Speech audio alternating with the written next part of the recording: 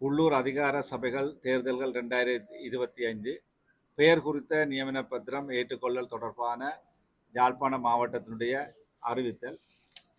யாழ்ப்பாண மாவட்டத்திலே தேர்தலுக்காக 148 கட்சிகளும் 27 சுயேட்சை குழுக்களுமாக கட்டுப்பணத்தை செலுத்தியிருந்தனர். அந்த வகையிலே 136 கட்சிகள் நியமன பத்திரத்தை தாக்கல் செய்திருந்தன. 23 சுயேட்சை குழுக்கள் நியமன பத்திரத்தை தாக்கல் செய்திருந்தன. 114 கட்சிகளுடைய நியமன பத்திரங்கள் ஏற்றுக்கொள்ளப்பட்டது.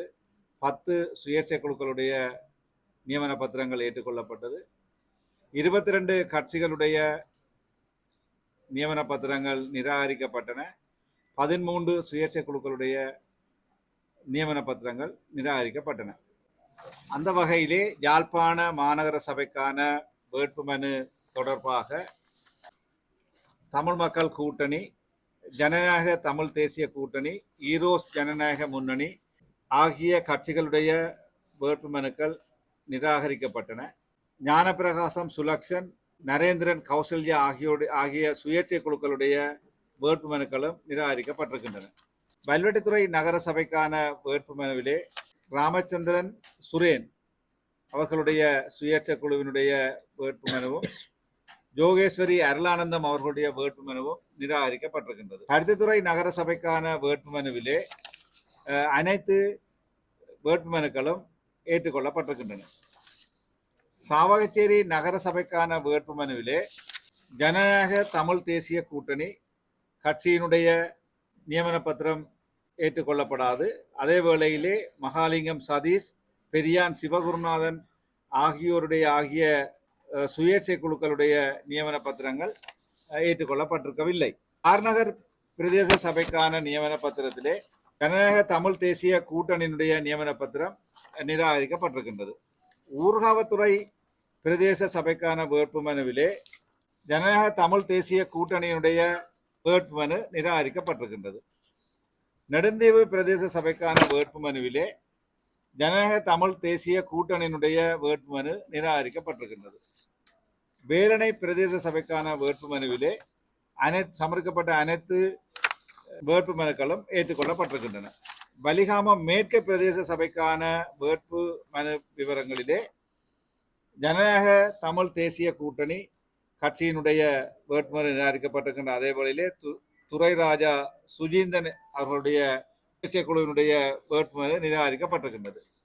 வலிகாமம் வடக்கு பிரதேச சபைக்கான வேட்புமனுவிலே சவரிமுத்து ஸ்டார்லின் என்பவருடைய சுயேட்சை குழுவினுடைய வேட்புமனு நிராகரிக்கப்பட்டிருக்கின்றது. வலிகாமம் தென்மேற்கு பிரதேச சபைக்கான நியமன பத்திரத்திலே ஸ்ரீலங்கா கம்யூனிஸ்ட் கட்சியினுடைய வேட்புமனு நிராகரிக்கப்பட்டிருக்கின்றது.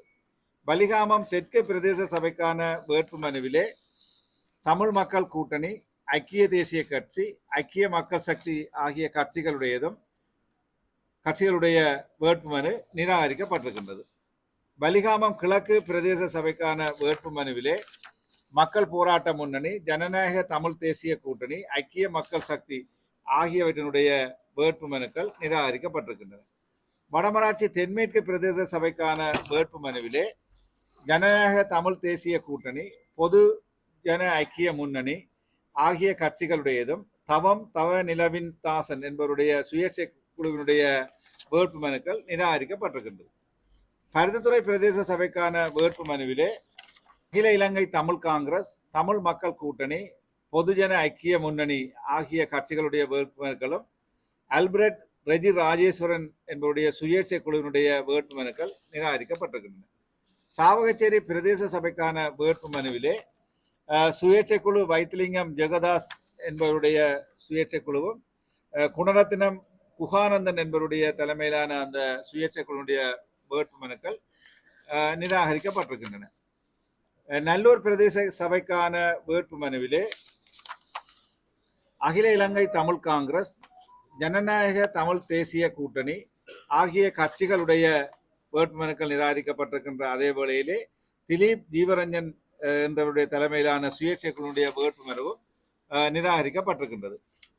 ஒவ்வொரு கட்சிகள், ஒவ்வொரு சுயேட்சை குழுக்கள் சமர்ப்பித்த அந்த நியமன பத்திரங்களை நாங்கள் தேர்தல் சட்ட விதிகளுக்கு அமைவாக பரிசீலித்த வகையிலே அங்கு காணப்படுகின்ற குறைபாடுகள் சுட்டிக்காட்டப்பட்டு அந்த விவரங்கள் அவர்களுக்கு இன்றைய இந்த கட்சிகள் சுயேட்சை குழுக்களுக்கான கலந்துரையாடலே வாசிக்கப்பட்டு அவை அவர்களுக்கு ஒப்புவிக்கப்பட்டிருக்கின்றது. பிறப்பு சான்றிதழை சமர்ப்பிப்பது தொடர்பான ஒரு குழப்பமான சூழ்நிலை ஏற்படுவதாக கட்சிகள் வெளியில் தெரிவித்திருக்கிறார்கள். இது தொடர்பான பிறப்பு சான்றிதழ்கள் தொடர்பாக எங்களுக்கு தேவை ஏற்பட்ட போது நாங்கள் அது தொடர்பாக தேர்தல் ஆணைக்குழுவுக்கு எழுத்து மூலம் அது தொடர்பாக கிடைக்கப்பெற்ற அந்த விடயங்களிலே நாங்கள் பரிசீலித்து அதற்குரிய அறிக்கையை அவர்களிடத்திலே கோரியிருந்தோம். அதன் அடிப்படையிலும் ஏற்கனவே சட்டத்திலே குறிக்கப்பட்டிருக்கின்ற விடயங்கள் தொடர்பாகவும் தான் எங்களால் நடவடிக்கை எடுக்க முடியும். அந்த வகையிலே நாங்கள் அதற்கு கட்டுப்பட்ட வகையிலே எங்களுடைய நடவடிக்கைகளை மேற்கொண்டிருக்கின்றோம்.